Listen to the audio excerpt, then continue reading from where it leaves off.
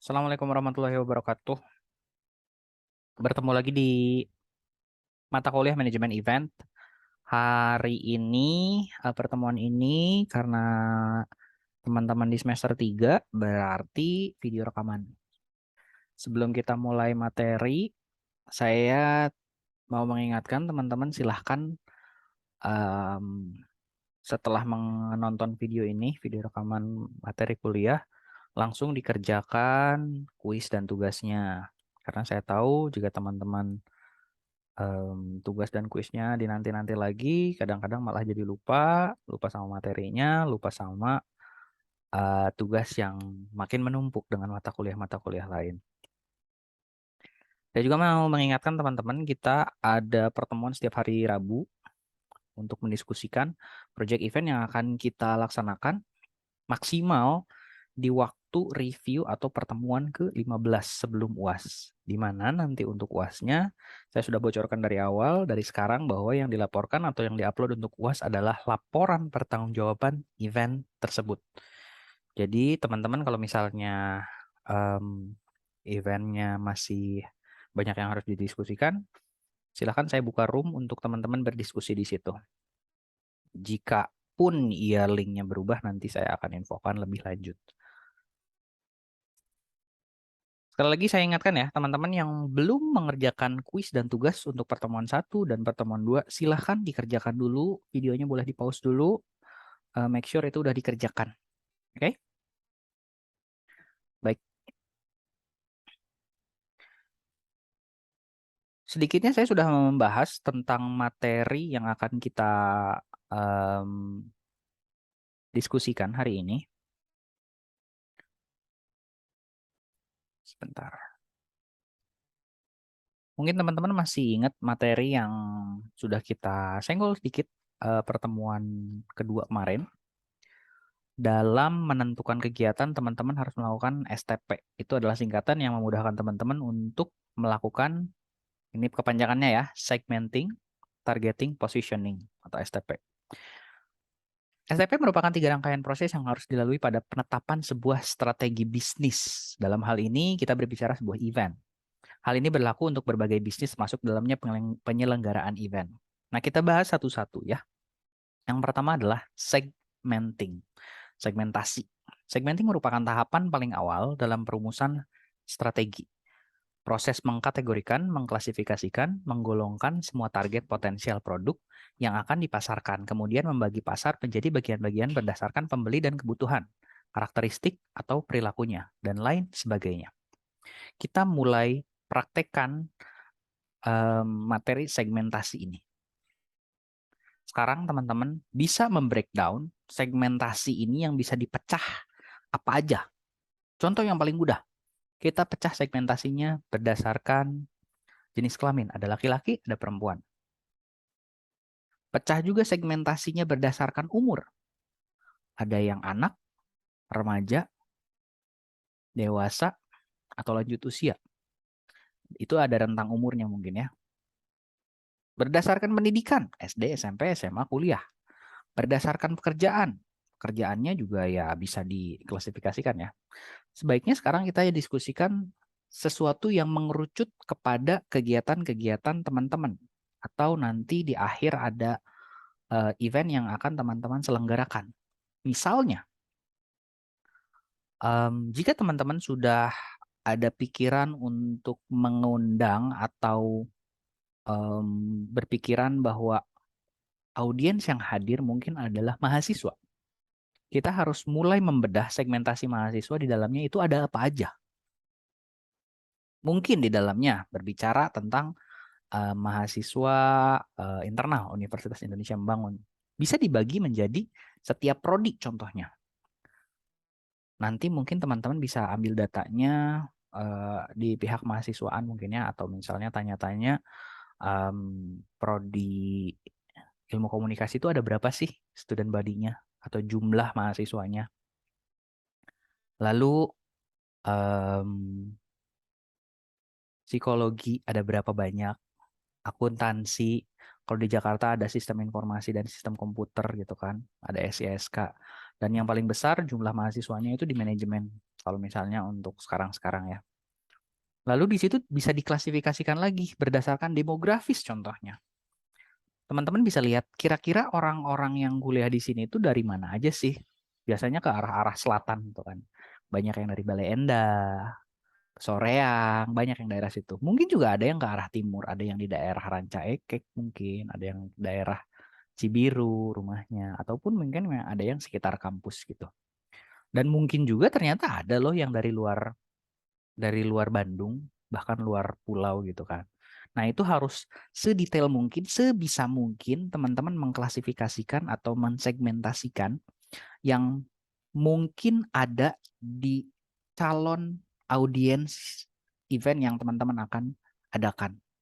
Sebanyak mungkin agar nanti di langkah kedua di targetingnya teman-teman akan lebih mudah. Sebenarnya menargetkan segmentasi yang banyak itu bukan berarti menjadi sebuah kemudahan, tapi itu ada menjadi sebuah tantangan karena kita tidak jelas menargetkan pasar kita. Jika kita sudah mengkategorikan atau mengklasifikasikan atau mensegmentasikan calon pasar atau calon audiens kita, itu akan lebih mudah jika teman-teman menyempitkan targetnya. Itu yang akan kita bahas selanjutnya. Di step kedua dari STP adalah targeting. Setelah event organizer mengidentifikasi peluang segmentasi pasar dan analisis STP, langkah selanjutnya adalah mengevaluasi berbagai segmen tersebut untuk memutuskan segmen mana yang akan menjadi target market. Contoh, teman-teman mau bikin kegiatan, contoh ya, bikin kegiatan fotografi. Fotografi itu udah ilkom banget. Saat teman-teman mensegmentasikan menurut prodi, nggak bisa dong untuk akuntansi, contohnya prodi akuntansi, urgensinya apa? Mereka ikut kegiatan fotografi. Begitu pula di prodi-prodi lain. Kenapa psikologi tidak banyak keinginan untuk, tidak ada alasan untuk hadir di kegiatan tersebut? Karena tidak ada urgensinya. Berbeda dengan prodi ilmu komunikasi, di mana di situ pertama ada mata kuliahnya, fotografi. Lalu yang selanjutnya, predominantly harus memiliki kemampuan fotografi sebagai fotografer lulusan ilmu komunikasi. Sisanya itu hanya sifatnya hobi atau tambahan bonus untuk kita-kita, kalaupun misalnya memang mereka tertarik dengan kegiatan yang diadakan, walaupun bukan menjadi target utama. Kembali ya, ada target utama, ada target yang bersifat tambahan. Maksudnya target utama itu adalah target yang memang benar-benar kita positioningnya memang ke target itu. Nanti kita bahas tentang positioning ya. Itu adalah contoh dari event foto misalnya ya. Lalu kita coba bikin kegiatan yang sifatnya wirausaha misalnya, contohnya kewirausahaan.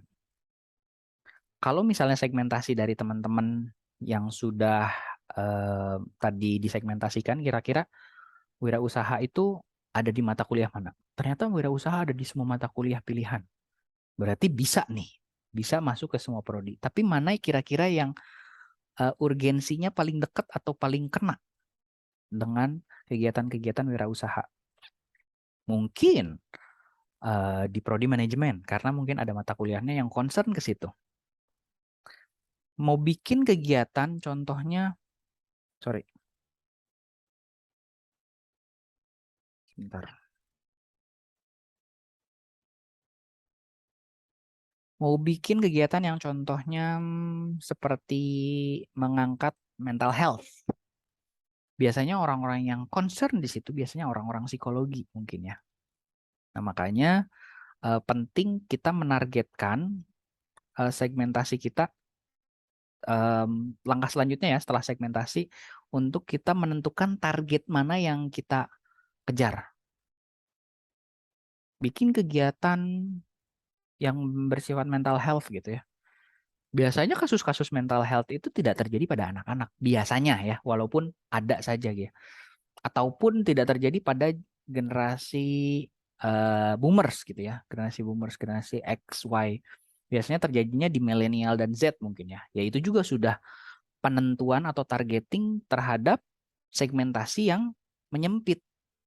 Jadi teman-teman tidak nembaknya kemana-mana gitu. Jangan mikirnya, ini semua orang butuh. Nah ini tuh perlu adanya kajian lebih mendalam dari teman-teman. Jangan sampai mungkin di pertemuan selanjutnya sudah pernah kita bahas. Jangan sampai kita merasa ini kegiatan bagus menurut kita, tapi kita juga mulai survei di lapangan. Kira-kira yang dibutuhkan apa sih? Fenomenanya yang terjadi apa sih? Gitu. Step selanjutnya dari langkah-langkah STP ini adalah positioning. Tahapan positioning dapat diartikan adalah menentukan bagaimana event direpresentasikan dalam bentuk audiens potensial. Tujuannya tentu agar event dilihat lebih unggul dari kompetitor. Nah, gini, maksudnya positioning adalah gimana kita memposisikan kegiatan ini menjadi dibutuhkan, bukan menjadi sesuatu yang hanya ditawarkan dan nggak apa-apa nggak diambil pun gitu. Akan berbeda kalau misalnya kita positioningnya menjadi hal yang urgent untuk diambil atau untuk hadir gitu ya. Seperti contoh lagi, ada pembahasan-pembahasan yang lagi serius sekarang, misalnya tentang kekerasan. Bagaimana cara handle orang untuk lebih berani speak up jika terjadi kekerasan contohnya. Kalau misalnya hanya itu pengemasannya kan berasanya ya kita tidak perlu ini gitu. Tapi kalau misalnya tidak perlu concern ambil nggak ambil pun nggak ngaruh gitu. Tapi kalau misalnya kita mengemas atau kita positioning dari eventnya adalah contoh ya, kekerasan bisa terjadi di sekitar Anda atau kekerasan bisa saja menimpa Anda. Berarti itu kan ada awareness yang di dikampanyekan di situ, di mana teman-teman semuanya pun bisa terlibat loh. Nah, nanti juga ada kita bahas tentang penentuan event, tema, dan mungkin judul ya. Intinya adalah dalam positioning, teman-teman harus tahu atau memposisikan event ini atau aspek-aspek di dalamnya harus menjadi sesuatu yang menarik dan membuat audiens potensial mengikuti atau menghadiri event tersebut. Nah, gimana dalam menentukan target? Ada metode yang namanya SMART. Specific, measurable, achievable, relevant, dan time bound. Oke, kita bahas satu-satu metode SMART ini. Spesifik. Suatu target yang secara khusus bukan target yang dapat ditentukan secara umum. Kalau misalnya teman-teman bilang, bikin acara, siapa targetnya? Mahasiswa. Itu adalah target umum. Akan berbeda jika jawabannya adalah, siapa audiensnya? Mahasiswa semester berapa? Contoh tadi fotografi ya. Mahasiswa semester 1 sebagai audiens ya. Semester 1 yang senang fotografi, prodi ilmu komunikasi. Itu akan sespesifik itu. Oke. Kalau bikin acara tentang mental health, mahasiswa semester 1 prodi psikologi yang concern dan bisa menjadi role model dalam hal penanggulangan kekerasan atau mental health. Seperti itu. Jadi dalam menentukan target tidak boleh teman-teman, semua orang merasanya semua orang butuh nih, semua orang butuh hiburan, enggak juga. Sekarang kenapa banyak konser-konser musik, contoh ya, konser-konser musik yang sifatnya lebih spesifik. Maksudnya spesifik adalah nggak semua orang suka EDM ternyata. Ada juga yang membenci, tapi dia sukanya dangdut. EDM juga ternyata nggak selalunya tentang JJ jedak jeduk. Ternyata ada juga EDM bertema koplo. Feel koplo itu kan banyak yang senang sekarang. Contohnya seperti itu. Sespesifik itu. Jadi EDM pun berbicara musik ya. EDM pun ada EDM trance, ada EDM koplo sekarang. Ya, itu adalah beberapa contoh ya. Musik juga semua orang suka musik, tapi enggak. Musik itu ada alirannya. Ada aliran yang sekarang banyak, ada yang anak senja banget gitu, yang lagunya mendayu-dayu, yang puitis. Ada juga yang senangnya lagu yang keras-keras gitu kan. Nah, harus spesifik itu dalam menentukan kegiatan. Itu adalah langkah pertama spesifik. Bukan langkah pertama, sorry ya. Kalau misalnya metode SMART itu eh, bukan urutan. Measurable. Goal atau tujuan harus bisa diukur untuk memperlihatkan progres ke tujuan yang akan dicapai. Nah, ini harus bisa terukur. Mau audiensnya berapa banyak? Banyak. Banyak tuh berapa? Targetnya berapa? Misalnya kapasitas ruangan. Kapasitas ruangan 100 berarti targetnya berapa? Apakah 70? Em, kapasitas begitu pula ini ya, begitu pula kalau misalnya kegiatan-kegiatan yang bersifat sirkuler. Maksudnya sirkuler tuh datang langsung pergi. Kalau misalnya contoh bikin kegiatannya pameran foto itu tuh kan nggak bisa diukur pada saat ini ada berapa yang hadir, enggak. Tapi dalam waktu, misalnya pamerannya dilangsungkan dalam waktu 3 hari contohnya. Hari pertama berapa totalnya? Nggak bisa yang datang hari pertama menjadi patokan apakah kegiatan tersebut berhasil. Nanti diakumulasikan. Mungkin itu target-targetnya bisa lebih ini ya, bisa lebih spesifik juga. Apakah yang dihitung rata-rata atau total jumlah, tuh kan? Dimana banyak faktor yang mendukung atau mempengaruhi em, kehadiran dari audiens yang hadir dalam kegiatan tersebut gitu kan. Kalau misalnya mau bikin acaranya webinar gitu kan. Webinar tentang mental health issue contohnya. Ya targetnya berapa? Kapasitas Zoom 100? Nggak mungkin dong kalau misalnya menargetkan 200 berarti harus menyesuaikan kapasitasnya pun gitu. Nah, penentuan tujuan ini harus jelas. Ya mengukurnya seperti apa? Mengukurnya ya paling mudah dengan angka gitu kan. Dari sini jumlah audiens atau kalau misalnya measurable itu dalam hal ini bisa mengukur apakah ini bisa menyelesaikan pertanyaan atau masalah yang pernah terjawab. Yang belum pernah terjawab sebelumnya. Mungkin tuh akan lebih kualitatif banget ya. Teman, kalau misalnya pengen teman-teman yang lebih jelas dalam measurable itu bisa diukur dalam angka. Lalu selanjutnya ada yang achievable. Event organizer dapat menilai apakah tujuan yang telah dibuat tersebut dapat dicapai atau tidak. Apabila tidak, maka harus bisa menetapkan tujuan lainnya. Saya mau bikin kegiatan musik, semua orang suka musik. Semua event musik, semuanya berhasil, banyak yang hadir.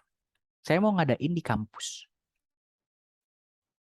Saya berusaha untuk mengundang, kami akan berusaha untuk mengundang band indie contohnya. Targetnya yang hadir minimal 500 orang. Karena kapasitasnya di lapangan cukup 500 orang.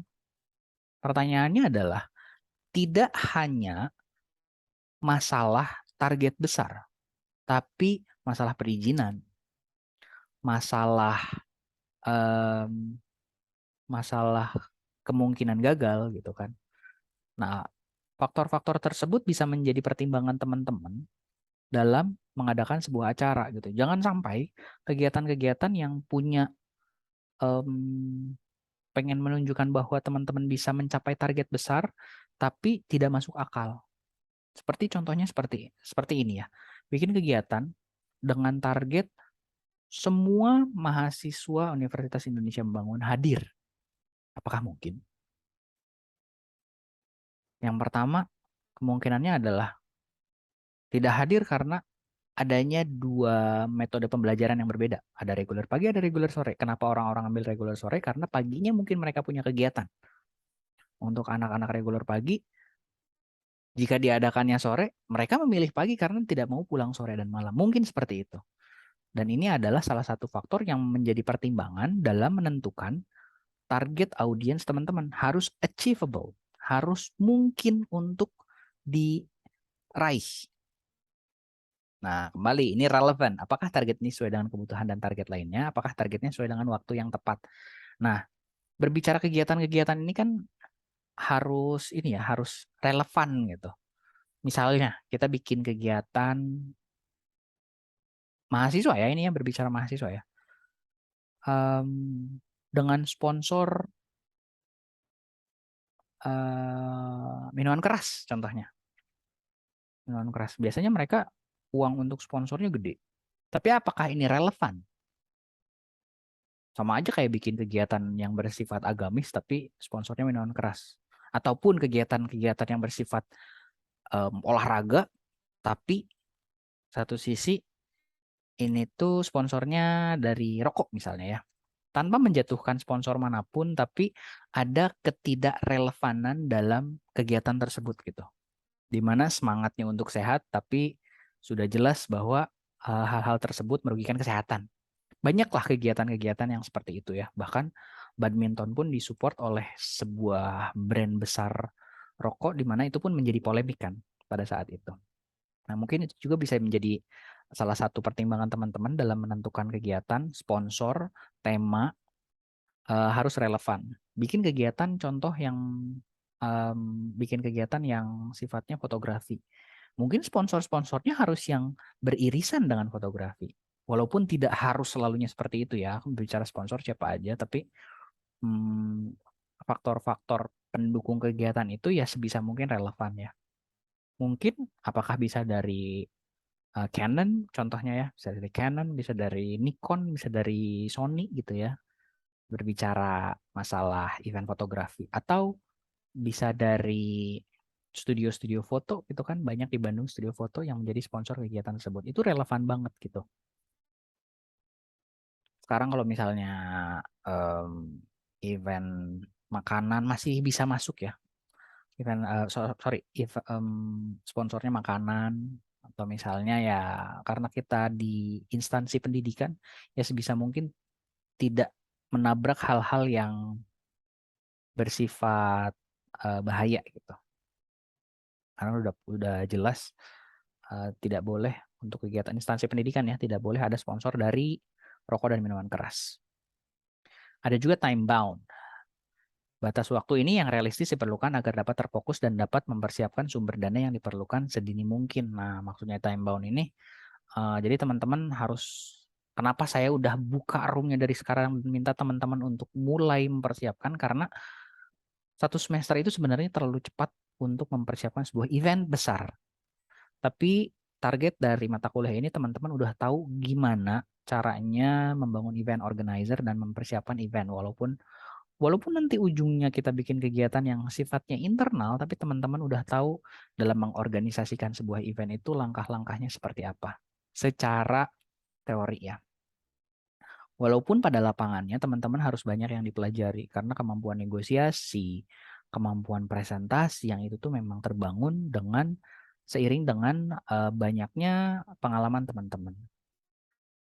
Pertanyaannya adalah kapan teman-teman mau punya pengalaman kalau tidak berani mencoba? Jadi sebisa mungkin saya pantau terakhir waktu diskusi waktu hari Rabu malam itu, saya pantau ada beberapa orang yang ya sifatnya hanya ikut saja, ataupun ada juga dari teman-teman yang punya ide tapi em, tidak solutif gitu. Maksudnya tidak solutif itu saya menawarkan ini, tapi saat ditunjuk untuk melaksanakan itu tidak mau.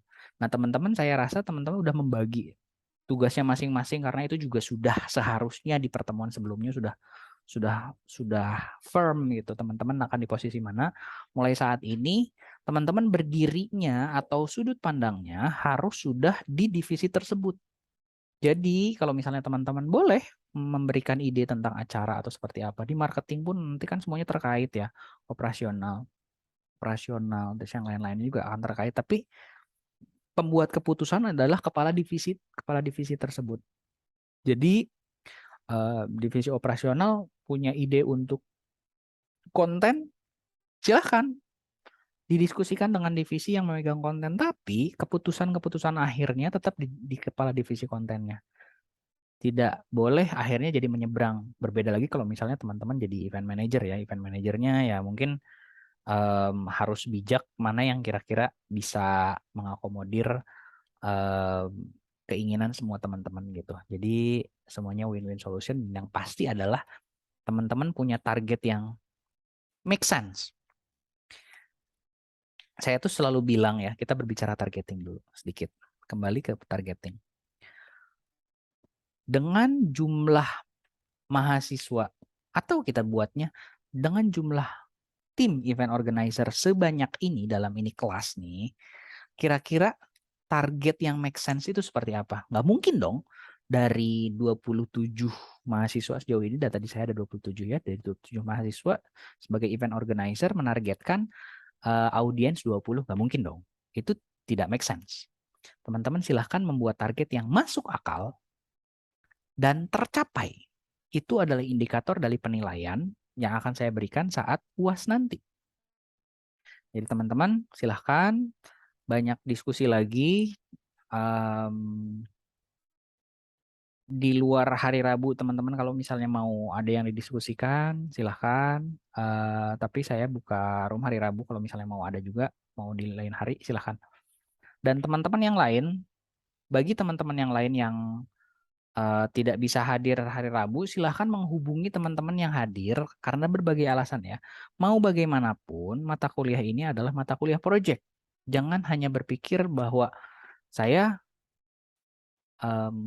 datang, saya nonton video, saya mengerjakan kuis, saya mengerjakan tugas. Mungkin itu teman-teman bisa lakukan sampai UTS. Setelah UTS, yang disubmit tugas adalah laporan perkembangan persiapan kegiatan. Jika teman-teman tidak terlibat, teman-teman yang akan menanggung sendiri akibatnya. Oke? Hal yang paling mudah adalah nilai. Di sini teman-teman harus paham bahwa mata kuliah ini adalah mata kuliah project bersama, bukan project sendiri. Gimana kalau misalnya saya tidak terlibat? Silahkan, tidak terlibat, tidak apa-apa. Tidak lulus. Ada remedial? Silahkan, saya buatkan remedial. Buat acara sendiri itu yang akan lebih susah. Oke? Sedikit cara untuk penentuan nama dalam event. Ini boleh penentuan nama atau penentuan tema ya. Yang pasti adalah sebisa mungkin lain daripada yang lain. Jangan sampai teman-teman pakai nama-nama yang sudah ada. Caranya gimana? Googling dulu aja. Saya punya ide ini nih. Coba buka di Google, pernah ada yang pakai nggak? Sebisa mungkin ini ya, sebisa mungkin yang belum pernah terpakai namanya. Karena sebenarnya memilih atau menentukan nama itu ya nanti akhirnya adalah si event manager gitu yang bikin keputusan. Pendek dan tajam ya nggak usah panjang-panjang ya. Jadi bikin kegiatannya adalah kayak panjang berapa kata gitu, itu akan susah diingat. Tapi jelas gitu. Perjelas dengan pesan. Nah, ini boleh dimasukkan di tagline. Misalnya contoh ya, nama kegiatannya tuh apa? Misalnya contoh ya, kita bikin Zoom webinar.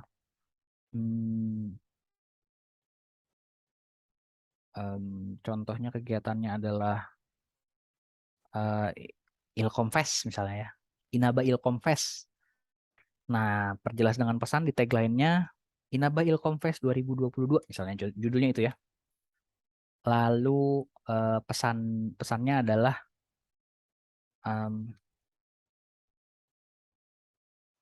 menjadi mahasiswa Ilkom yang berprestasi, misalnya contohnya Ilkom Festival. Jadi sudah mengerucut di situ ada pesan yang disampaikan. Mudah diingat ya tadi ya, kayak tadi Ilkom Fest 2022. Ilkom,